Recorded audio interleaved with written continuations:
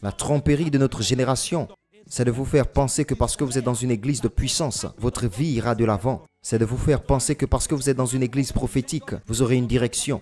Écoutez, les apôtres, les prophètes, les pasteurs peuvent faire beaucoup. Mais face aux défis, les défis dominants, tant est si peu.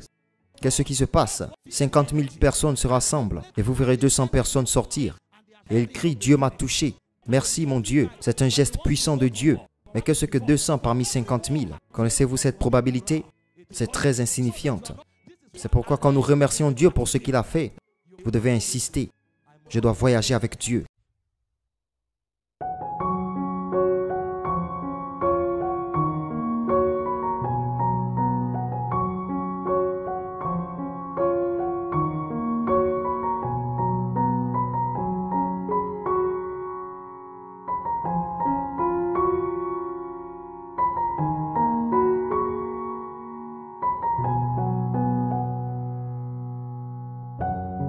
De temps en temps, Dieu peut utiliser un homme ou un système pour intervenir. Mais le voyage de la vie est celui que vous devez faire vous-même. Jésus parlait.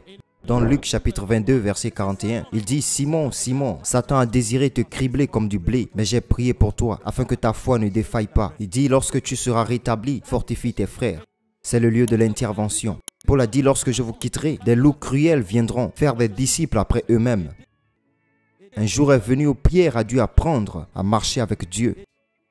Parce que le voyage de la vie, c'est basé sur l'intimité. Ce n'est pas basé sur la couverture. La couverture n'est qu'un système d'intervention davantage. Mais si cela vous arrête dans votre marche avec Dieu, vous avez été trompé. La prière, le système de l'intimité, c'est là que vous accédez au secret de Dieu. Monsieur, puis-je vous dire quelque chose? Vous êtes très pauvre. Si vous n'avez aucun secret avec Dieu, peu importe le nom que vous avez, peu importe ce que vous avez dans votre compte bancaire, votre richesse, c'est le secret que vous avez avec Dieu. Abraham n'a jamais jugé sa richesse en fonction du bétail. Isaac n'a jamais jugé sa richesse en fonction du bétail. Jacob n'a jamais jugé sa richesse en fonction du bétail. Toutes ces choses étaient des sous-produits. Vous savez ce que ces hommes ont fait quand ils étaient sur le point de mourir? Ils ont transféré leur héritage qu'ils avaient avec Dieu à leurs enfants. La Bible dit qu'Abraham a donné des cadeaux au fils de Ketura. Mais à Isaac, il a donné la promesse. Il avait quelque chose avec Dieu. Quand Isaac était sur le point de mourir, il a dit « Prends pour moi un gibier, je mangerai et mon âme te bénira. » Et il a posé les mains sur son fils et a transféré un héritage. Et lorsque Jacob était sur le point de mourir, il a dit « Rassemblez-vous autour de moi, vos fils de Jacob. Je vous dirai les choses qui viendront sur vous. » C'est là qu'il a fait de Juda un roi. Il a dit que le sceptre ne s'éloignera pas de Juda jusqu'à ce que Shiloh vienne. Qu'est-ce que vous avez? Vous vous vantez sur de l'argent que les gouvernements des nations valorisent.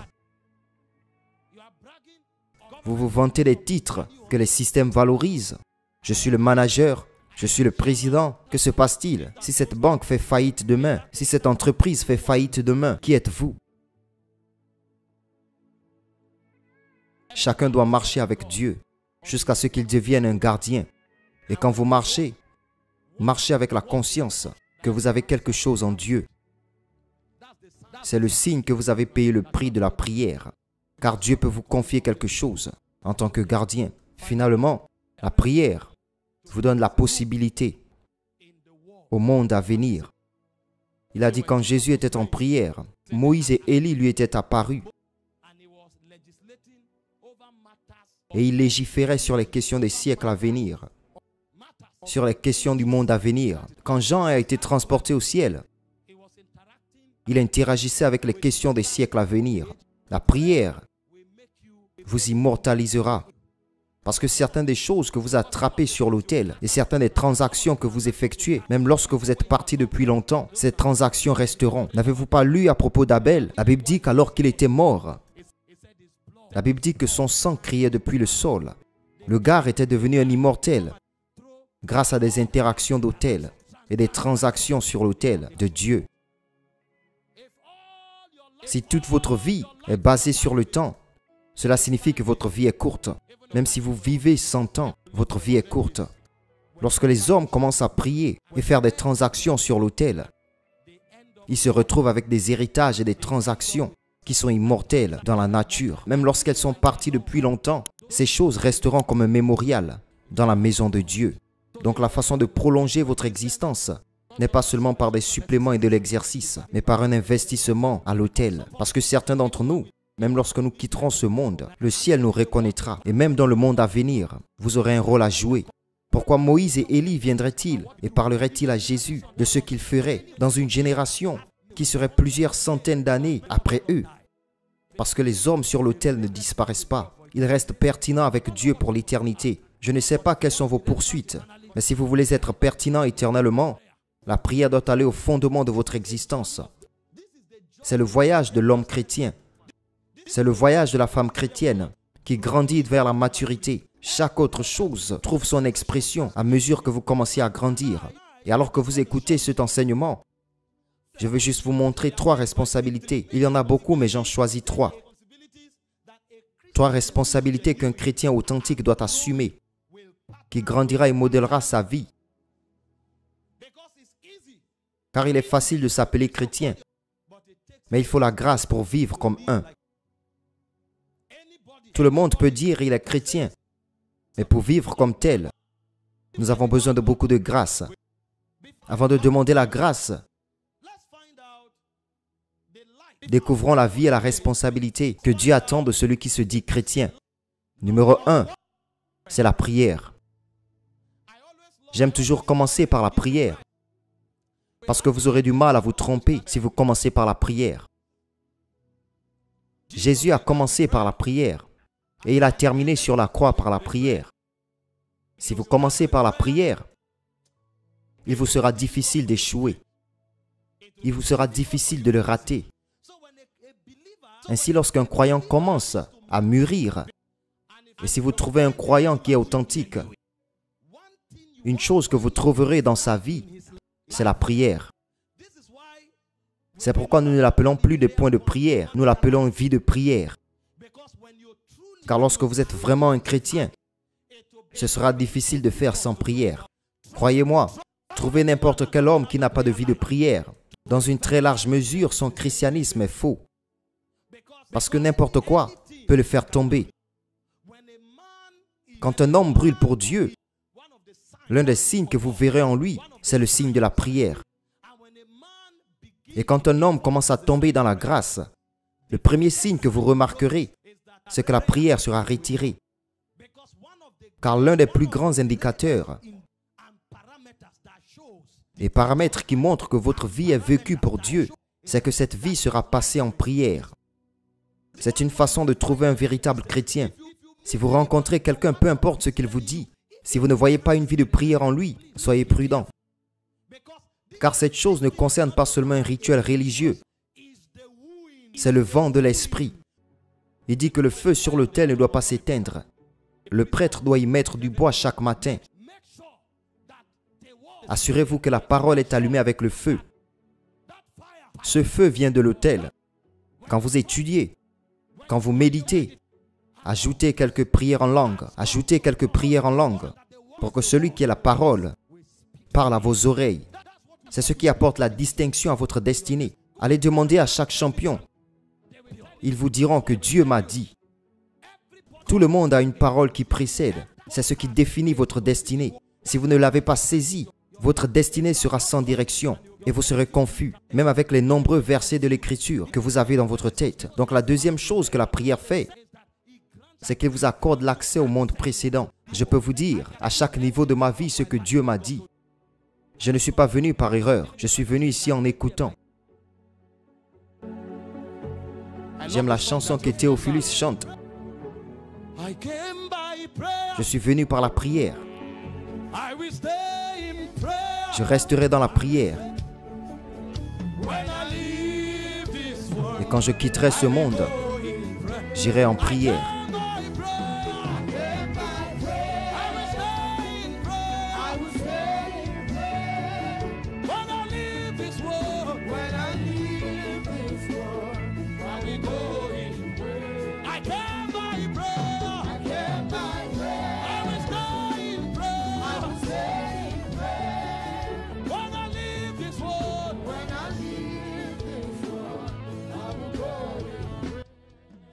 S'il vous plaît, écoutez-moi.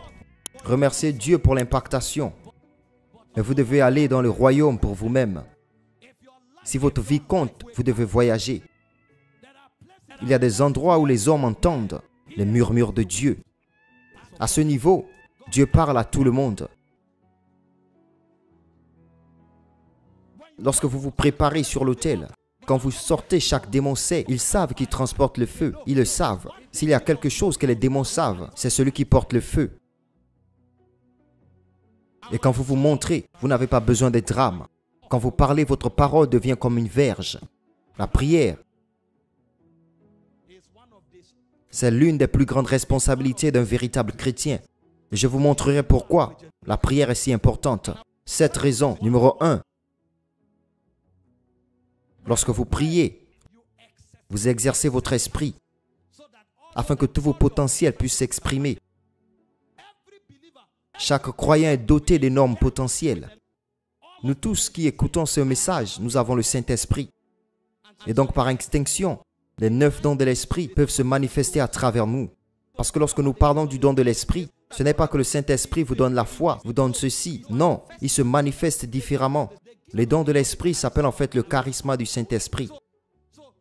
Donc la façon dont vous trouvez un footballeur, un est ailier droit, l'autre est ailier gauche. Toutes ces choses sont du charisme. Donc la parole de connaissance, c'est le charisme de l'Esprit. La parole de sagesse, c'est le charisme de l'Esprit. Le don de guérison est le charisme de l'Esprit. Donc le Saint-Esprit coule à travers vous, selon à qui vous donnez de la permission. Le don n'est pas une guérison. Ce n'est pas une parole de connaissance. Le Saint-Esprit est le don. Mais les 9 dons sont piégés dans le Saint-Esprit. Et ils sont plus que 9. Donc vous qui écoutez ce message, vous avez la capacité de manifester tous les dons de l'Esprit. Numéro 2, vous avez une onction sur votre vie qui devrait vous faire de puissantes œuvres. Dans Actes chapitre 10, verset 38, comment Dieu a oint Jésus du Saint-Esprit et de la puissance. Dans Actes chapitre 1, verset 8, il est dit, vous aussi, dans peu de jours, vous serez oints du Saint-Esprit et de puissance. Donc c'est la même onction sur Jésus qui est sur votre vie. Et alors la foi de Jésus, c'est la même foi que vous avez. 2 Pierre chapitre 1 verset 1, il nous a parlé, il dit que nous avons comme une foi précieuse. Et dans Galates 2, 20, Paul dit que j'ai la foi du Fils de Dieu. Donc la foi que vous avez maintenant, c'est la foi de Jésus. Dans Romains chapitre 12 verset 3, il est dit, Dieu a donné à chacun d'entre nous la mesure de foi requise pour une destinée glorieuse. Et Dieu ne s'est pas arrêté là. Vous avez la vie de Jésus. La vie même qui a alimenté Jésus, c'est la vie que vous avez. 1 Jean chapitre 5 verset 11. Quiconque a le Fils a la vie. Et il dit ces choses que je vous ai écrites au verset 13, afin que vous sachiez que vous avez la vie éternelle. Ainsi vous avez la vie de Jésus. Vous avez la foi de Jésus. Vous avez l'onction de Jésus. Vous avez l'esprit de Jésus. Vous êtes trop chargé de potentiel. Le défi, c'est que vous n'êtes pas exercé. Vous attendez que 2-3 personnes ont vendu des terres. Cela encouragera votre foi. Mais demandez-vous combien de personnes ont de terres qu'elles n'ont pas encore vendues. Vous entendez que 10 personnes, 20 personnes, 30 personnes sont guéries. Demandez-vous combien de personnes malades sont venues. Vous entendez que Dieu a ouvert une porte à 10 personnes, à 15 personnes. Demandez-vous combien de personnes sont dans l'obscurité. C'est pourquoi en plus de la prophétie, en plus de l'imposition des mains, allez chercher votre autel. Allez chercher votre autel pour que vous ne tombez pas dans la probabilité de ceux qui sont bénis, de ceux qui ne le sont pas. La seule façon d'insister pour que ce soit vous, c'est que vous devez mettre vos genoux à l'autel et d'y rester. Parce que si vous êtes à l'autel, Dieu apparaîtra. Il ne se réunira jamais. La plupart d'entre vous, allez chez les hommes de Dieu. Ma famille, personne n'est marié, personne ne prospère. Nous prierons et Dieu répondra à beaucoup. Mais il y en a beaucoup d'autres qui ne sont pas répondus. C'est pourquoi vous devez trouver votre autel. Restez-y jusqu'à ce que la lumière vienne. La prière, c'est pour la législation. Numéro 5. La prière, c'est pour l'intimité et pour une relation profonde avec l'Esprit de Dieu. Parce qu'il y a des secrets en Dieu qui ne sont pas pour le public. Je vous ai déjà parlé des tabernacles d'autrefois. Il y a la cour extérieure, où toute la congrégation se rassemblait. Il y avait la cour intérieure, où seuls les prêtres pouvaient y entrer. La cour extérieure est illuminée par le soleil. C'est pourquoi vous venez à l'église et vous trouvez beaucoup de personnes avec différentes philosophies et différentes idéologies. Ils sont illuminés par le soleil. La société peut toujours les inspirer. Mais lorsque vous allez à la cour intérieure, la montée du soleil n'est pas permise. C'est seulement le menhir qui éclaire les hommes, la lumière du gouvernement de Dieu. Et il y a un autre endroit plus profond que la cour intérieure, appelé le Saint des Saints. Seul le grand prêtre y entre. Et l'homme qui entre dans le Saint des Saints connaît la Shekinah par expérience. Pour lui, ce n'est pas quelque chose qu'il lit dans un livre, c'est un être qu'il rencontre. Et quiconque veut grandir en Dieu et devenir la joie de plusieurs générations doit construire l'intimité par la prière. C'est comme un jeune homme qui va à la salle de sport. Il peut y aller étant maigre. Donnez-lui 8 mois. Tout ce qu'il doit faire, c'est porter du fer. Comme il porte du fer, il exerce une pression sur les muscles. Il exerce une pression sur les muscles. Après un certain temps, les muscles deviendront raides. Un de mes amis qui est un footballeur, il est venu chez moi et il m'a dit « Pourquoi es-tu si léger comme ça ?» J'ai dit « Qu'est-ce que tu veux dire ?» Il m'a touché, il a dit « Abba, Abba, celui-ci c'est du pain. Est-ce la peau d'un homme ?» J'ai dit « Qu'est-ce que tu veux dire ?» Il a dit « Touche-moi. » Et lorsque je l'ai touché, son corps était dur. Et alors j'ai retouché mon muscle. Réellement, mon corps était comme de la mousse. Il a dit « Touche mon ventre ». Comme j'ai touché son ventre, c'était comme du béton. J'ai dit « Qu'est-ce que c'est ?» Il a dit « Attends, laisse-moi te montrer. » Il s'est maintenant mis dans une posture, a suspendu sa jambe et son bras. Et il m'a demandé de faire la même chose. Et je l'ai fait pendant 5 secondes et je suis tombé. Il a dit que tu dois mettre de la pression. Donc quand il transporte du fer, lorsqu'il court sur la table roulante, ils mettent la pression sur les poumons et sur les muscles. Cela s'appelle la forme cardiovasculaire et la forme musculaire. L'une renforce vos muscles et l'autre renforce vos poumons et vos vaisseaux sanguins pour que vous deveniez comme une verge. Et si vous le faites pendant 8 mois, pendant 1 an, pendant 2 ans, lorsque vous sortirez, on ne vous reconnaîtra plus. Les gens qui essaient de vous intimider, tout ce que vous devez faire, c'est d'enlever votre chemise. Et lorsqu'ils verront votre corps transformé, ils sauront que vous êtes allé quelque part. Vous êtes un homme changé. Cependant, tout ce potentiel était là. Mais il faudra soulever du fer pour mettre de la pression. Alors la Bible dit, dans 1 Timothée chapitre 4, verset 8, l'exercice de corps ne sert à rien, mais la piété sert davantage, car elle profite dans cette vie et dans la vie à venir. Et une des dimensions de la piété qui vous bâtit, dans Jude verset 20, il dit « Édifiez-vous sur votre très sainte foi, priant dans le Saint-Esprit. » Quand un chrétien commence à prier, c'est comme s'il entrait dans une salle de gym. Vos sens spirituels vous avertissent. Continuez à appuyer, continuez. Après 3 mois, l'antenne sortira. Après 6 mois, vous commencerez à choisir des fréquences. Vous qui demandez comment Dieu parle aux hommes, personne ne vous le dira. Il ne le présente pas aux hommes. Un jour viendra, comme Samuel, vous allongerez sur l'autel lorsque la lampe sera éteinte et vous entendrez une voix appeler votre nom. Même si vous ne savez pas que c'est Dieu, vous l'entendrez. Vous ne pouvez pas le nier parce que quelque chose vous est arrivé. Votre potentiel et vos propensions spirituelles se sont éveillées. Bâtissez vous-même. Bâtissez vous-même sur votre sainte foi, priant dans le Saint-Esprit. C'est alors que vous saurez qu'il y a la faveur dans votre vie. C'est alors que vous saurez que vous aussi, vous pouvez avoir des visions. Laissez-moi vous montrer 2 dimensions de force. Numéro 1, c'est le discernement. Dans Jérémie 33, verset 3, il dit « Invoquez-moi et je vous répondrai. Mais je ne réponds pas seulement. Quand j'aurai fini de vous répondre, je vous emmènerai là où les choses sont montrées aux hommes. » Il dit que je vous montrerai les choses grandes et puissantes que vous ne connaissez pas. Alors quand un homme commence à prier, après un temps, la force qui vient de son esprit s'appelle discernement. Il commence à voir les choses dans l'esprit. C'est à ce moment-là que votre vie ne sera plus une question de chance et de hasard. Quand vous voudrez aller dans la mauvaise direction, vous saurez que c'est la mauvaise direction. Donc vous vous tournerez vers la bonne direction. La précision viendra à vous. Les gens diront « Comment le savais-tu » Je ne sais pas comment je le sais, mais mon esprit sait. Passez du temps à prier. Il y a trop de potentiel dormant. C'est pourquoi il dit « Réveillez-vous, réveillez-vous, toi qui dors. » Il dit « Et Christ vous donnera de la lumière. Réveillez-vous de votre sommeil. » Trop de gens somnolent dans leur destinée. Alors vous voyez des généraux, vous voyez des dirigeants, vous voyez des hommes qui devraient changer leur génération, impuissants, mendiants, parce qu'ils ne se sont pas levés en Christ. Il dit « Lève-toi et brille. Ta lumière est arrivée. » La prière, c'est un moyen d'amener votre esprit à la salle de gym. Quel est le deuxième avantage de la prière? La prière vous aide à accéder à la parole qui précède. Dans Matthieu chapitre 4, verset 4, il dit que l'homme ne vivra pas de pain seulement, mais de toute parole qui sort de la bouche de Dieu. Cependant, la parole qui précède est ce qui vous rend invincible. Ne faites pas d'erreur de pensée. Si vous avez la Genèse et l'Apocalypse dans votre tête, vous serez sage. Allez rencontrer des théologiens. Vous verrez à quel point ils sont terriblement confus. Jésus a rencontré les pharisiens. Ils disent que tu as cité une écriture parce que tu penses qu'en elle, tu trouves la vie éternelle. Il dit, mais il parle de moi. Donc vous pouvez lire toute une écriture et ne pas trouver Jésus jusqu'à ce que la parole qui précède parvienne à vous. C'est ainsi que ce verset aura un sens. C'est ainsi que ce chapitre aura un sens.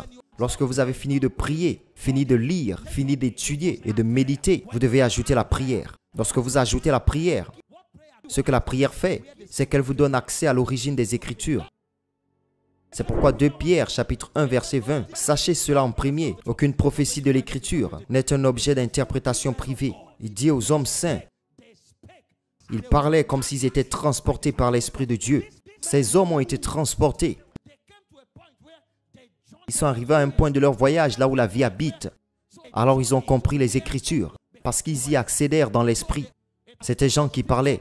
Dans Apocalypse chapitre 1, verset 9 à 10, il dit, « Moi, Jean, je suis ton frère dans la tribulation. » Il dit que j'étais sur l'île appelée Patmos, et j'étais dans l'Esprit au jour du Seigneur. Et il dit, soudainement, j'ai entendu un son comme celui d'une trompette. Le gars avait lu la Bible, mais maintenant il avait besoin d'interagir avec la parole vivante.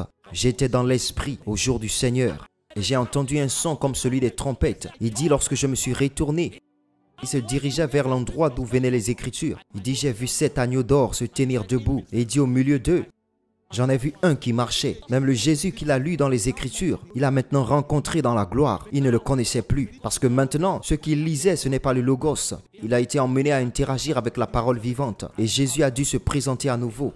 Je suis Alpha, Oméga. Je suis celui qui était, celui qui est et celui qui viendra. Je suis celui qui était mort, mais maintenant je vis pour toujours. Et Jésus a commencé à lui expliquer le mystère des 7 étoiles.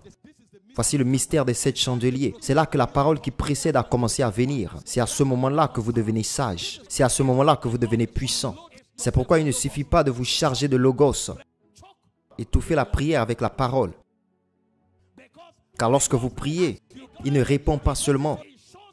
Il vous montre des choses grandes et puissantes que vous ne connaissez pas. Donc la prière bâtit le discernement. La deuxième chose que la prière fait, c'est que la prière charge votre esprit. La prière dynamise votre esprit. Il y a une chose appelée l'agitement du Saint-Esprit. Parfois, je suis invité à prêcher et je sais que je suis fatigué. Et je sais que j'ai besoin d'une grande sagesse pour opérer. Je lis la Bible, je feuillette ce livre à ce livre, je tourne vers l'autre livre. Rien ne vient. Je m'enferme simplement et je charge mon esprit. 1 heure, 2 heures, 3 heures, 4 heures. Et ensuite, je me lève, je vais à la réunion. Je n'ai rien entendu, mais j'ai prié. Il y a du voltage maintenant. Parfois, quand vous montez l'autel, au moment où vous prenez le microphone, vous entendrez maintenant, nous ne voyons pas les signes. Une murmure viendra, et pendant que vous attrapez cette murmure, même la parole viendra à vous. Vous qui ne saviez pas quoi dire, tout d'un coup, vous devenez comme un lion. Vos ailes viennent à vous et vous commencez à planer même sur la personne la plus savante. Et ils vous demanderont, comment saviez-vous cette chose? Je ne sais pas, je suis simplement agité. C'est la force. Et cette agitation, c'est ce qui vous portera pendant plusieurs jours. Ceux d'entre vous qui comprennent l'anglais, regardez les figures de style. Regardez les expressions idiomatiques. Voyez les choses que les gars faisaient. Il appelait Seigneur, il appelait berger, il appelait restaurateur d'âme, il appelait son protecteur, il appelait son oint. Pourquoi recevez-vous ces inspirations? Parce que votre nom est comme l'onction répandue. Pour que vous ne répondez pas avec un éloge funèbre. Pour que vous répondez avec la prière. Pas étonnant que l'apôtre ait dit dans Actes chapitre 6 verset 4, « Nous ne pouvons rien faire d'autre. La prière nous a endommagés quand nous avons rencontré ce Dieu. Quelque chose a pris vie à l'intérieur de nous. Donc même lorsque nous sommes au marché, nos pensées sont sur lui. Lorsque nous sommes au travail, nos pensées sont sur lui. Alors ils disent que la seule chose que nous pouvons faire, c'est de nous donner à la prière et au ministère de la parole. Nous sommes ivres avec ce Dieu. En fait, un point est venu où Paul a dit à l'église à Thessalonique, dans 1 Thessaloniciens chapitre 5, versets 1 à 17, il dit « Priez sans cesse ». Cette chose n'est pas une question de temps de prière, c'est une rivière qui coule sans fin. Parce que parfois, vous arrêtez de prier sur vos lèvres, votre cœur prend le dessus. Vous pensiez avoir quitté l'autel de prière. Vous avez prié pour 10 heures, alors que vous fermez maintenant votre bouche. Votre cœur continue à prier. Vous l'écoutez jusqu'à ce que cela devienne trop fort et vous devez encore ajouter votre voix. Et lorsque vous vous arrêtez, votre cœur prend le dessus. Et parfois, quand vous finissez de parler, le cœur continue à prier en langue. Vous savez, les gars hébreux, ils ne lisent pas les psaumes, ils les chantent. Parce qu'ils savent qu'il y a des paroles d'intimité. Ils ne lisent pas. Un homme se réveille un matin et comme il se lève de son lit, le Seigneur est ma lumière et mon salut. De qui aurais-je peur? Le Seigneur est la lumière de ma vie. De qui devrais-je avoir peur? Et il continue à parler, et il continue à parler. Il se réveille un autre jour. Il dit, celui qui habite dans le lieu secret du Très-Haut demeure à l'ombre du Tout-Puissant. Et il verra son Dieu, mon refuge et ma forteresse. Mon Dieu, en qui me confierai-je? 1000 tomberont à ma droite et 10 000 à ma gauche. Il ne s'approchera pas de moi. Avec mes yeux, je verrai et contemplerai la rétribution des méchants. Qu'est-ce que vous dites? D'où parlez-vous? Donc si un homme ne l'a pas touché, il cherche quoi dire. Mais si vous touchez Dieu, lui-même devient votre inspiration. Il coule hors de vous. Il coule. C'est pourquoi vous avez besoin de la grâce pour être un véritable chrétien. Ce n'est pas quelque chose que vous faites mécaniquement ou que vous essayez de créer une impression. Demandez à ceux qui prient, ils vous diront que c'est une vie. C'est une parole, c'est un royaume, c'est une rivière. Pendant que vous priez, un moment viendra, la prière prendra le dessus. Et vous priez, mais vous découvrez que vous êtes en train de nager sur la prière. Parce que quand vous priez pendant un moment, la prière commencera à vous prier elle-même. Et donc la deuxième chose que la prière fait, c'est qu'elle vous donne accès à la parole qui précède. La troisième chose que la prière fait pour vous, c'est que la prière engendre la transformation et la transfiguration. Comment pouvez-vous imaginer que les pharisiens, connaissant littéralement chaque verset de la parole, et pourtant ils étaient pleins de chair et de malice, parce qu'ils n'ont pas interagi avec celui qu'ils étudiaient. Lorsque vous commencez à prier, la transformation et la transfiguration commencent à avoir lieu. Et Jésus nous a révélé certaines de ces choses afin que nous puissions modeler nos vies. Et pour ceux d'entre vous qui prient, apprenez ces choses afin que vous sachiez sur quoi vous concentrer lorsque vous priez. Lorsque vous priez, votre objectif est de renforcer vos capacités et non de créer une impression. 1 million de personnes applaudiront pour vous. Cela ne signifie pas que vous êtes à la hauteur de quoi que ce soit. Ne gaspillez pas votre existence. La prière, c'est d'engendrer la capacité. La prière est de vous amener à la parole qui précède. Lorsque vous priez, c'est ce que vous recherchez. Nous avons des gens distraits qui, même s'ils veulent prier, ils le font avec la chair parce qu'ils ne savent pas quoi chercher dans la prière. Ce n'est pas un terrain de gymnastique. C'est un endroit pour rencontrer Dieu. Et numéro 3, lorsque vous priez, la transformation, la transfiguration a lieu. Dans Matthieu 17, verset 2, la Bible dit qu'après 8 jours, Jésus a pris Pierre, Jacques et Jean sur la montagne. Et il a dit, cher, pendant qu'il priait, après 6 jours, pendant qu'il priait, il dit que son visage avait été changé. Il dit que son visage a commencé à briller. Et même l'habit que Jésus portait a commencé à briller. Jésus connaissait donc la technologie organique de la transformation, selon laquelle lorsqu'un homme commence à prier, les choses commencent à se produire.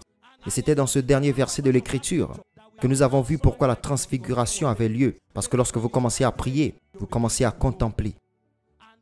Et tout royaume et tout être que vous contemplez, vous êtes transformé en ce royaume ou cet être. Parce que la Bible dit que Moïse et Élie apparurent devant lui. Il a dû donc prendre sa forme de gloire afin de communiquer à ce niveau. Il a dit, ce à quoi nous ressemblerons n'apparaît pas encore, mais lorsque nous le verrons, nous serons comme lui. C'est pourquoi 2 Corinthiens chapitre 3 verset 18 dit que nous avec des visages ouverts. Pourquoi avec des visages ouverts? Parce que nous nous sommes détournés de la loi, nous avons accepté l'évangile. Il dit nous contemplerons. Contempler, c'est l'acte de la prière, où vous calmez votre esprit afin que vous puissiez voir ce que Dieu dit, afin que vous puissiez voir où Dieu va. L'évangile a enlevé le voile, mais la prière vous aidera à contempler. C'est comme le mystère d'une lentille convergente. Ceux d'entre vous qui sont des étudiants en physique, lorsque vous portez une lentille et que vous l'ajustez, elle atteint un point de focalisation où le rayon du soleil converge vers la lumière. Et cela devient aussi net qu'une aiguille. Cette lumière peut tout mettre en feu. Donc vos yeux ont été dévoilés par l'évangile. Mais si vous ne priez pas, vous ne contemplerez pas. Car la contemplation est une technologie de prière qui fait zoomer votre fréquence jusqu'à ce que vous deveniez un avec la fréquence de Dieu. Et lorsque vous frappez cette fréquence, quelque chose se produit.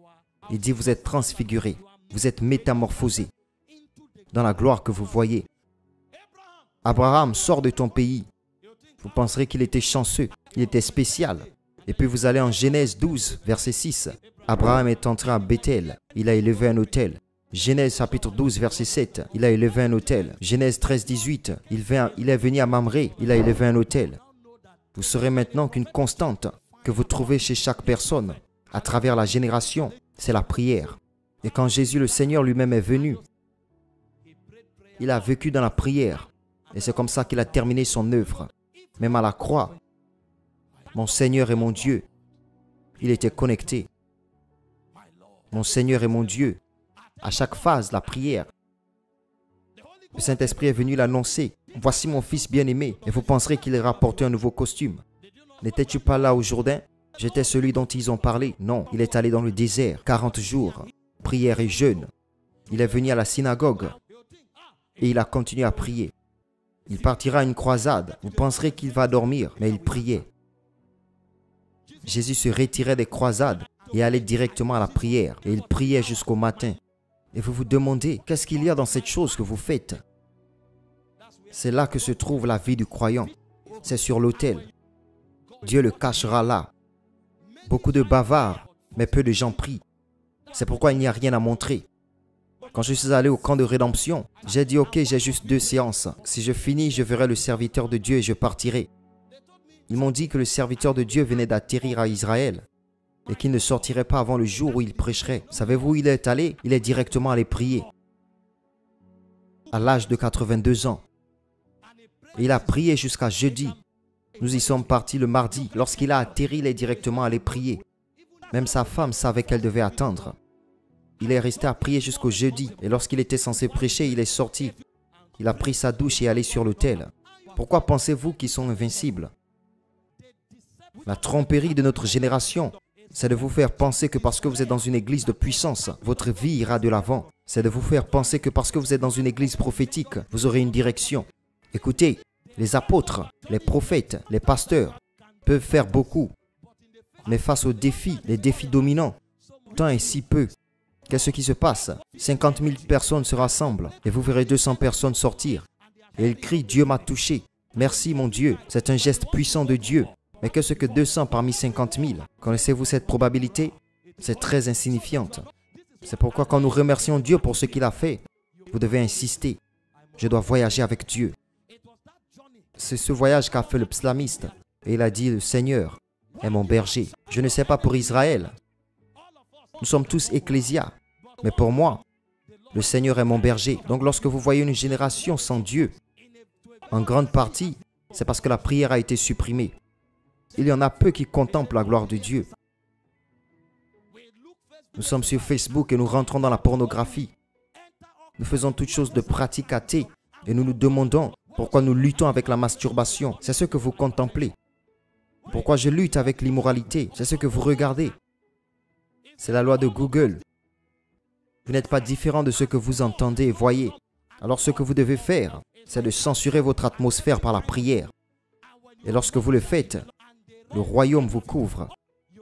Vous ne pouvez que vivre comme le royaume. Ce n'est pas tout le monde qui lutte.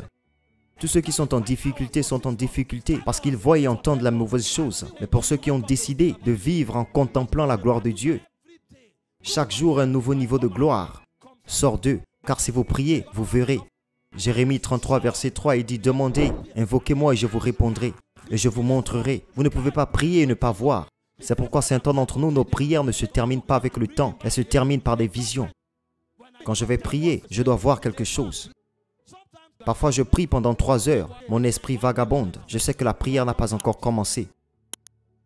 Je serai là jusqu'à ce que mon cœur devienne silencieux.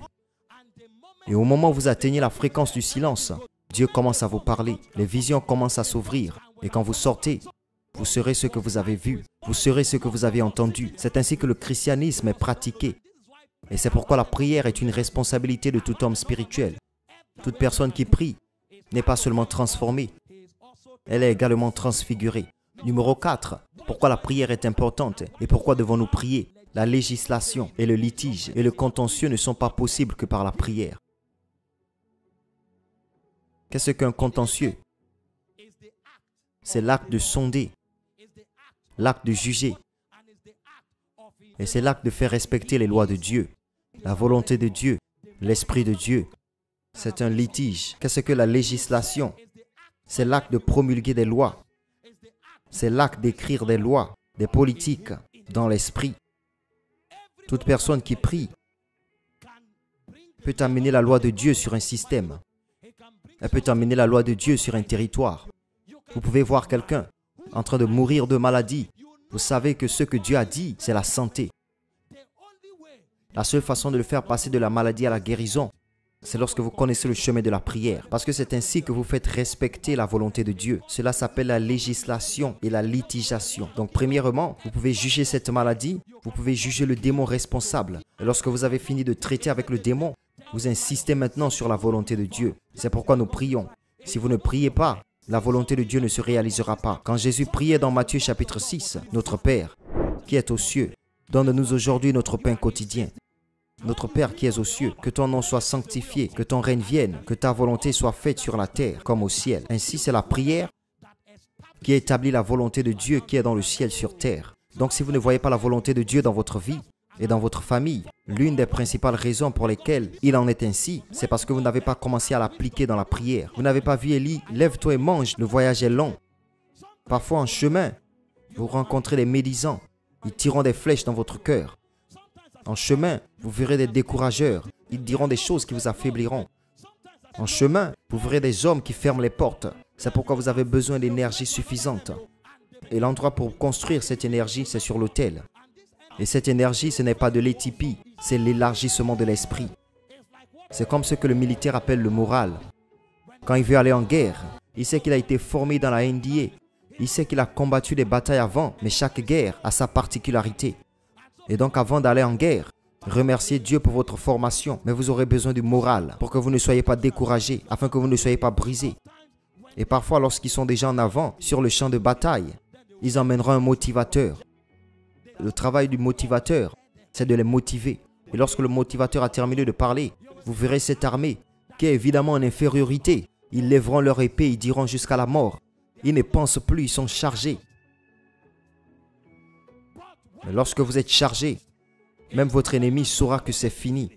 Parce que ce qui fait gagner une bataille, ce ne sont pas les soldats qui sont plus nombreux. Ce sont ceux qui ont le plus le moral. Ce sont ceux qui sont plus chargés. Quand vous portez suffisamment de charge, aucune puissance sur la terre ne peut vous faire tomber. C'est ce qui nous enivre. Et quand nous entrons en collision avec des problèmes, ce que les autres voient comme leur fin, nous le voyons comme une plateforme pour l'ascension. La prière, c'est ce qui donne du pouvoir aux chrétiens. Il dit l'exercice corporel ne profite pas. Imaginez tous les avantages de l'exercice corporel. Comparé à ceux que vous obtiendrez lorsque vous chargez dans l'esprit. Connaissez-vous les bienfaits de l'exercice physique? Lorsque vous faites de l'exercice, votre circulation sanguine s'ouvre pour que le sang puisse bien circuler. Vous aurez donc peu de problèmes de tension artérielle. Vous aurez rarement des problèmes d'hypertension. Lorsque vous faites suffisamment d'exercice et que le sang circule vers votre cerveau, il ouvre votre cerveau pour penser bien. Certains hormones sont activées lorsque vous faites des exercices et vous découvrirez que vous êtes plus excité. Et quand vous êtes plus excité, vous êtes facilement inspiré. Toutes ces choses font partie de l'exercice corporel. Comme si cela ne suffisait pas, lorsque vous faites de l'exercice, quand le sang circule normalement, il brise toutes les tendances de tumeurs. Vous avez donc rarement des problèmes de cancer et tout type de tumeurs. car cela nettoie votre corps. Pendant que vous faites de l'exercice, vos muscles sont développés. Vous êtes en meilleure forme physique. Tous les problèmes de maux de dos et de cou, vous ne les ressentirez pas, même lorsque vous avez 80 ans. Vous serez fort à 80 ans. Mais la Bible dit que toutes ces choses réunies est peu. Et vous êtes là, vous pleurez, vous dites « je suis vaincu ». Non, vous n'êtes pas vaincu, vous ne faites pas d'exercice. Va à la salle de sport de l'esprit. Portez 10 heures de prière pendant 2 mois. 5 heures pendant 6 mois. 17 heures de prière pendant 10 mois. Et voyez ce qui vous arrive. Les choses que vous appelez défis, vous vous réveillerez, elles auront disparu. Je vous le dis, la plupart des batailles que j'ai combattues, je n'avais pas besoin de me battre. Quand je me cuisine, si je sors, c'est là que j'ai su que les démons de l'intelligence, ils savent qui combattre parce qu'ils n'ont pas assez de ressources à gaspiller. Lorsqu'ils savent que vous êtes chargé en esprit, ils fuient. Et lorsque vous vous présentez, au moment où ils apparaissent, la colère sainte à laquelle vous répondrez, ils sauront que vous êtes fort. N'avez-vous pas vu ce qui est arrivé à Jésus? Après avoir jeûné et prié pendant 3 jours, le diable est venu pour lui faire tomber. Quand il a essayé. Et la 3e fois, Jésus a dit « Éloigne-toi de moi ». Il y avait le feu dans l'esprit. Le diable s'est enfui. Pendant ce temps, vous avez un démon qui traîne depuis 10 ans et qui fait des bêtises. Vous n'êtes pas chargé en esprit. Allez vous charger en esprit. Et vous verrez ce que deviendra votre vie. Le téléphone que vous avez peut tout faire. Il peut fournir un service internet. Il peut passer des appels. Mais lorsque la batterie est morte, tout s'éteint. Au moment où le téléphone est chargé, le tactile peut fonctionner. Le noyau peut fonctionner. Donc tout le potentiel du téléphone était lié à sa charge. C'est pourquoi la plupart d'entre nous qui écoutent ce message devraient changer notre monde. Mais nous ne connaissons pas le lieu de l'autel. Écoutez, lorsque vous terminez d'écouter ce message, dites vous-même, j'ai eu assez de gens qui m'ont imposé les mains. J'ai eu assez d'huile d'onction sur ma vie. Laisse-moi aller sur l'autel de prière où les hommes se préparent. Même Jésus a dû trouver un autel de prière. Et si vous allez à l'autel de prière, croyez-moi, vous ne le regretterez pas. Je vous ai déjà cité Psaume 91. Voyez ce que dit la Bible. Je vais vous montrer comment Dieu devient un Dieu personnel et non un Dieu de congrégation. Il est dit que celui qui demeure dans le lieu secret du Très-Haut demeure à l'ombre du Tout-Puissant. Parce que c'est un voyage pour chaque individu. Ce n'est pas nous, ce n'est pas eux. Celui qui demeure dans le lieu secret. Et voyez le verset 2. Il n'a pas dit « ils diront ». Il dit « je dirai du Seigneur ». Le Seigneur est le Seigneur de tout le monde, mais tout le monde n'a peut-être pas l'autorité de le dire. Je dirai du Seigneur qu'il est mon refuge. Il n'a pas dit il est notre refuge. C'est pourquoi 10 000 personnes peuvent être dans l'église. Une seule personne n'a jamais vu une affliction, mais tu en vois 100 autres. Parce que ce n'est pas Dieu est notre refuge. Je dirai, Dieu est mon refuge. Et ensuite il va plus loin. Et ma forteresse, c'est celui qui m'a époustouflé. Mon Dieu. En lui, j'aurai confiance. Quand vous commencez à marcher avec Dieu, il n'est plus le Dieu d'Abraham. Il n'est plus le Dieu d'Isaac. Il n'est plus le Dieu de Jacob. Il n'est plus le Dieu de l'apôtre Michael Rockpo. Il devient mon Dieu. Alors vous ne faites plus confiance au Dieu d'Abraham. Vous ne faites plus simplement confiance au Dieu d'Isaac. Vous pouvez maintenant dire mon Dieu. En lui, j'ai confiance. Et parce qu'il est devenu votre Dieu, vous pouvez définir les différentes dimensions de sa fidélité. Vous pouvez savoir que cette entreprise ne peut pas s'effondrer. Pas seulement parce que j'ai cité le verset d'une écriture.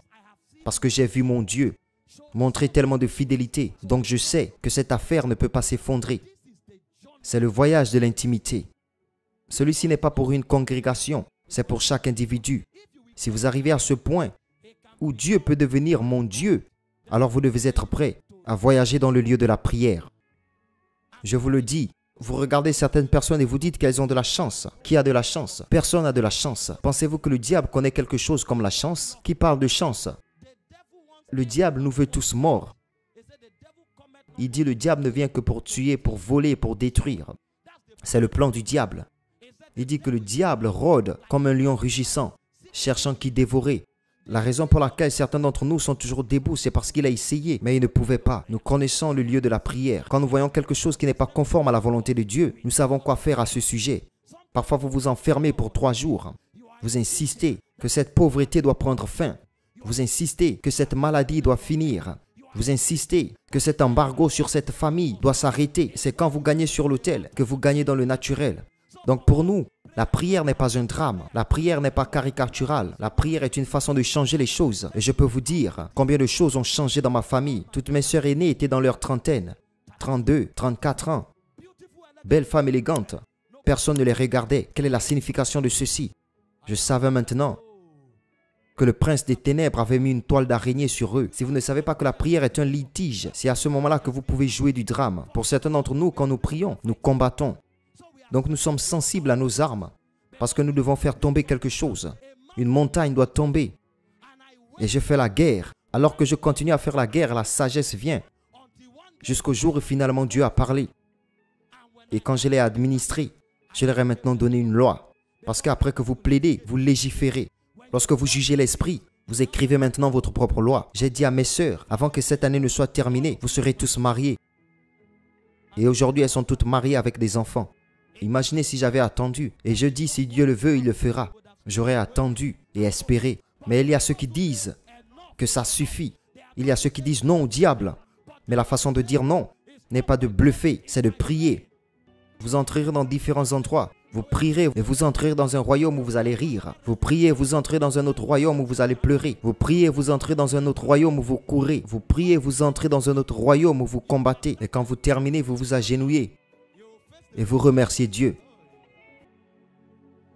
Tout chrétien authentique doit être un homme de prière. Si vous ne priez pas, votre christianisme est toujours faux. Croyez-moi, vous n'avez pas seulement fait face à une circonstance qui le révélera. Mais le jour où la circonstance révélera à quel point vous êtes faux, vous tomberez. Je vous le dis. Ce sont des systèmes d'assurance d'une vie pieuse. La façon dont la vie de Dieu fonctionne en vous consiste à ventiler la prière. Et vous ne pouvez que prier. Vérifiez les Écritures, de la Genèse à l'Apocalypse. Tous ceux qui ont défendu Dieu étaient des hommes de prière. Il dit depuis le jour d'Enoch, les hommes ont commencé à invoquer le nom du Seigneur. Genèse chapitre 4, verset 26. Et cela a continué. Noé a trouvé grâce auprès de Dieu. Et vous pensiez qu'il avait de la chance. Et vous arrivez maintenant dans Genèse chapitre 8, verset 20 à 22. Il dit que Noé a bâti un autel. Dans Actes des Apôtres chapitre 3, lorsque Pierre et Jean sont venus au temple, la Bible dit que l'homme infirme était assis à la porte. Et quand il les vit, il les supplia de lui donner quelque chose. Et Pierre fit une déclaration. Il dit, regarde-nous. Il y a un endroit où c'est nous. Mais il y a un endroit où cela doit être moi. Et savez-vous ce qu'il a dit? Je n'ai ni argent ni or. Il n'a pas dit nous n'en avons pas. Il a dit je n'ai ni argent ni or. Mais il a dit j'ai quelque chose que Dieu m'a donné. Je n'ai ni argent ni or. Jean sait ce qu'il a. Mais moi j'ai quelque chose que j'ai. Et il a dit au nom de Jésus, lève-toi et marche. Et il a aidé l'homme à se lever. Et la force est entrée en lui. Parce qu'il avait quelque chose qu'il avait. N'avez-vous pas lu dans Actes chapitre 5 verset 15? Ils sortirent tous de la prière. Mais la Bible dit l'ombre de Pierre. La Bible ne dit pas l'ombre des apôtres. Il y avait au moins 12 apôtres. Et la Bible n'a pas dit que seul Pierre est sorti. Il a dit quand le temps de la prière était terminé, tout le monde est sorti de la prière. Les malades étaient couchés sur les lits, dans la rue. Pas l'ombre de Barthélemy. Pas l'ombre de Timothée. Pas l'ombre de Matthieu. Pas l'ombre de Jacques. Pas l'ombre de Jean. Il est question de l'ombre de Pierre. Et la Bible dit que tous ceux sur qui l'ombre de Pierre était tombée étaient guéris. N'y avait-il pas 12 apôtres? Mais il y a quelque chose appelé ce que j'ai. Il y a une chose générale que Dieu nous a donnée, qu'il y a un ce que j'ai. Si votre vie compte, vous aussi vous devez avoir une chose comme ce que j'ai. C'était plus tard que nous avons vu que Jean aussi avait quelque chose comme ce que j'ai. Parce que pendant que Pierre accomplissait des miracles, Jean découvrait des mystères. Il a dit que j'étais dans l'esprit le jour du Seigneur et j'ai vu. Donc Jean était un voyant. Pierre marchait dans les miracles. Tandis que Paul était un gardien de révélation. Tous des apôtres, mais tout le monde avait quelque chose. La prière est le moyen d'exercice spirituel qui bâtit le discernement et la force. La prière est un moyen d'accéder à la parole qui précède de Dieu. La prière est un moyen d'engendrer la transformation et la transfiguration. La prière est un outil de législation et de litige. La prière est un moyen de construire une intimité avec Dieu. La prière est un système de s'assurer l'immortalité en ce qui concerne l'administration divine. Où vous tenez-vous? Quelle est la hauteur de votre autel et quel est le poids de votre consécration? C'est ce qui détermine l'essence de votre existence. Vous savez ce qui est malheureux avec beaucoup de chrétiens? C'est qu'ils ne prient jamais. Inclinez la tête et prions.